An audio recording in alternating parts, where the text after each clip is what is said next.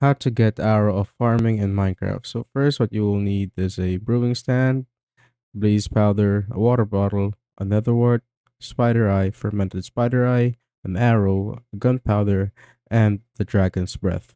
So first just place your brewing stand on the ground, open it up, place your water bottle, place the blaze powder here on the left side, and place the nether wart, and just simply wait for it to finish brewing.